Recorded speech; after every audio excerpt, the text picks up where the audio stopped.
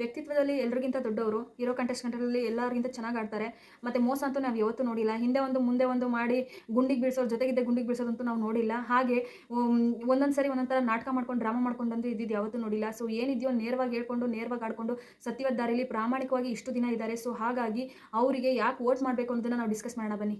Hello guys, welcome back to my channel. So ಇವತ್ತಿನ ಈ ವಿಡಿಯೋದಲ್ಲಿ ನಾವು ಯಾವುದ್ರ ಬಗ್ಗೆ ಡಿಸ್ಕಸ್ ಮಾಡ್ತಾ ಇದ್ದೀವಿ ಅಂದರೆ, ಸೊ ಹೌದು, ಇಲ್ಲಿ ಈ ಒಂದು ವಿಡಿಯೋ ಮಾಡ್ತಾ ಇರೋದು ಮೋಕ್ಷಿತಾ ಅವ್ರಿಗೋಸ್ಕರ. ಸೊ ಯಾಕೆ ಅಂತ ಹೇಳಿದ್ರೆ, ಸೊ ಸುಮಾರಷ್ಟು ಸೀಸನ್ಗಳಾಗಿದೆ, ಎಲ್ಲೂ ಒಂದು ಫೀಮೇಲ್ ಕಂಟೆಸ್ಟೆಂಟ್ ಅವರು ಅನ್ನೋದು ಗೆದ್ದಿಲ್ಲ. ಸೊ ಏನು ಬಿಗ್ ಬಾಸ್ ವಿನ್ನರ್ ಅನ್ನೋ ಪಟ್ಟ ಶ್ರುತಿ ಮ್ಯಾಮ್ಗೆ ಬಿಟ್ಟರೆ ಬೇರೆ ಇನ್ಯಾರಿಗೂ ಸಿಕ್ಕಿಲ್ಲ. ಸೊ ಇದು ಸರಿಯಾದ ಸಮಯ ಅಂತ ನನಗನ್ನಿಸ್ತಾ ಇದೆ, ಕಳೆದ ಎಲ್ಲ ಸೀಸನ್ಗಳಿಗೆ ಕಂಪೇರ್ ಮಾಡಿದ್ರೆ. ಸೊ ಇಲ್ಲಿ ರೈಟ್ ಕಾಂಪಿಟೇಷನ್ ಮತ್ತು ರೈಟ್ ಒಂದು ಕಂಪ್ಯಾರಿಸನ್ ಕೂಡ ಸಿಗ್ತಾ ಇದೆ. ಏನು ಅಂತ ಹೇಳಿದ್ರೆ, ಸೊ ಇಬ್ಬರು ಹುಡುಗಿಯರು ಬಂದು ಫಿನಾಲೆ ರೀಚ್ ಆಗಿದ್ದಾರೆ. ಅದರಲ್ಲಿ ಭವ್ಯ ಮತ್ತು ಮೋಕ್ಷಿತಾ ಅವರು.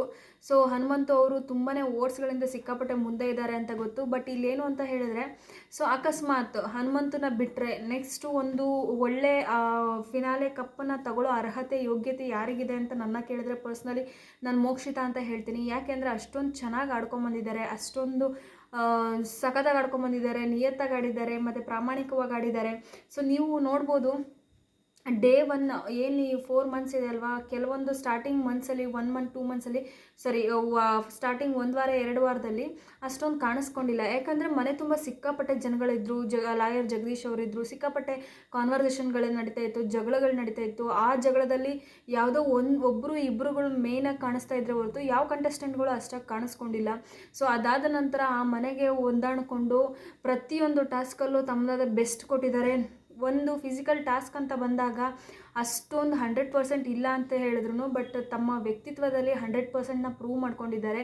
ಸೊ ಇನ್ನೊಂದೇನು ಅಂತ ಹೇಳಿದ್ರೆ, ಇವರು ಆಟಕ್ಕೋಸ್ಕರ ಆಗಿರ್ಬೋದು ಅಥವಾ ಗೇಮನ್ನು ಗೆಲ್ಲೋಕ್ಕೋಸ್ಕರ ಆಗಿರ್ಬೋದು, ಎಲ್ಲೂ ಕೂಡ ಯಾವ ಮೋಸ ಆಗಿರ್ಬೋದು, ಯಾವ ಅನ್ಯಾಯದ ಮಾರ್ಗದಲ್ಲಿ, ಮೋಸದ ಮಾರ್ಗದಲ್ಲಿ ಯಾವತ್ತೂ ಆಡಿಲ್ಲ. ಮತ್ತು ಹಿಂದೆ ಒಂದು ಮಾತಾಡೋದು, ಮುಂದೆ ಒಂದು ಮಾತಾಡೋದು, ತಮ್ಮ ನಿರ್ಧಾರಕ್ಕೆ ತಾವೇ ಹಿಂದೇಟು ಹಾಕೋದು, ಈ ಥರ ಯಾವತ್ತೂ ಯಾರ ಮುಂದೆನೂ ನಡ್ಕೊಂಡಿಲ್ಲ. ಅಷ್ಟೊಂದು ನಿಯತ್ತಾಗಿ ಆಡಿದ್ದಾರೆ. ಸೊ ಆ ವಿಷಯಕ್ಕೋಸ್ಕರನಾದರೂ ಇವರು ಹನುಮಂತನ ಬಿಟ್ಟರೆ ಇವ್ರು ಗೆಲ್ಲಬೇಕು, ಇಲ್ಲ ಇವ್ರು ಬಿಟ್ಟರೆ ಹನುಮಂತ ಗೆಲ್ಲಬೇಕು, ಇವರಿಬ್ಬರು ಗೆಲ್ಲಬೇಕು ಅನ್ನೋದು ನನ್ನ ಆಸೆ. ಸೊ ನಿಮ್ಮ ಆಸೆ ಯಾರು ಅಂತ ಹೇಳಿಬಿಟ್ಟು ಕಮೆಂಟ್ ಮಾಡಿ ತಿಳಿಸಿ. ಮತ್ತು ಇವ್ರು ಯಾಕೆ ಗೆಲ್ಲಬೇಕು ಅಂತ ಹೇಳಿದ್ರೆ, ಸೊ ನೀವು ನೋಡಿದ್ದೀರಾ, ಸುಮಾರು ಫ್ಯಾಮಿಲಿಗಳಿದ್ದಾವೆ, ಸುಮಾರಷ್ಟು ಕಷ್ಟಪಡ್ತಿರೋ ಜನಗಳಿದ್ದಾರೆ. ಬಟ್ ಏನು ಅಂತ ಹೇಳಿದ್ರೆ, ಎಷ್ಟೊಂದು ಫ್ಯಾಮಿಲಿಗಳಲ್ಲಿ ತಂದೆ ತಾಯಿನ ನೋಡ್ಕೊಳ್ಳೋಕ್ಕಾಗದೇ ಇರೋರು ಎಷ್ಟೊಂದು ಜನ ಇದ್ದಾರೆ. ಅದಾದಮೇಲೆ ತಮ್ಮ ಅದು ದೈವಪುತ್ರ ಅಂತ ಹೇಳ್ತಾರಲ್ವ. ಸೊ ಈ ಒಂದು ಪರಿಸ್ಥಿತಿಯಲ್ಲಿರುವ ತಮ್ಮನನ್ನು ಸ್ವಂತ ಮಗನ ಥರ ಕಾಪಾಡೋದು, ನೋಡ್ಕೊಳ್ಳೋದು ಇದೆ ಅಲ್ವಾ. ಸೊ ಅದು ತುಂಬ ಕಷ್ಟದ ಕೆಲಸ. ಇವಾಗ ಕಣ್ಣು ಕೈ ಕಾಲು ಎಲ್ಲ ನೆಟ್ಟಿಗಿರೋರನ್ನೇ ನೋಡ್ಕೊಳ್ಳಲ್ಲ ಜನಗಳು.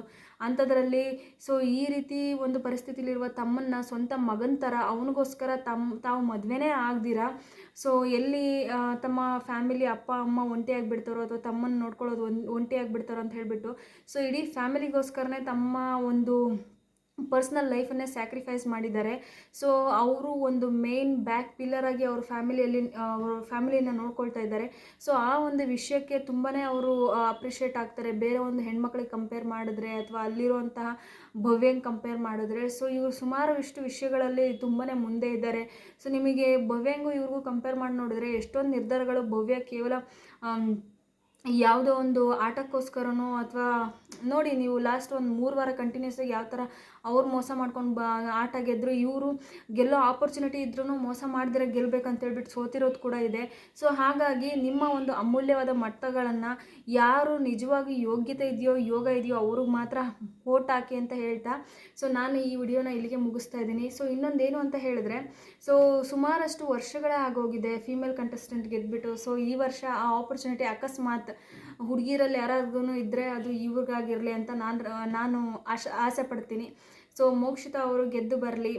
ಸೊ ನನ್ನ ಮನಸ್ಸಲ್ಲಿ ಇಬ್ಬರು ಕಂಟೆಸ್ಟೆಂಟ್ ಇದ್ದಾರೆ, ಒಂದು ಹನುಮಂತು ಮತ್ತು ಇನ್ನೊಂದು ಮೋಕ್ಷಿತಾ. ಇವರಿಬ್ಬರು ಇಡೀ ಸೀಸನಲ್ಲಿ ಎಲ್ಲೂ ಯಾರಿಗೂ ಮೋಸ ಮಾಡ್ದಿರ, ನ್ಯಾಯವಾಗಿ ನಿಯತ್ತಿಂದ ಸತ್ಯವಾದ ದಾರಿಯಲ್ಲಿ ಆಡ್ಕೊಂಡು ಬಂದಿದ್ದಾರೆ.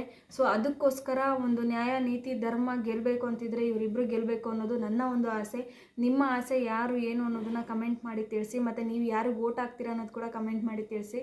ಸೊ ಇಷ್ಟ ಆಗಿರುತ್ತೆ ಮೋಕ್ಷಿತಾ ಅವರ ಒಂದು ಸ್ಮಾಲ್ ವೋಟ್ ಫಾರ್ ಮೋಕ್ಷಿತಾ ಅನ್ನೋ ಒಂದು ವಿಡಿಯೋ. ಸೊ ಈ ವಿಡಿಯೋ ಇಷ್ಟ ಆಗಿದ್ರೆ ಲೈಕ್ ಮಾಡಿ, ಶೇರ್ ಮಾಡಿ, ಸಬ್ಸ್ಕ್ರೈಬ್ ಮಾಡಿ, ಆಯಿತಾ?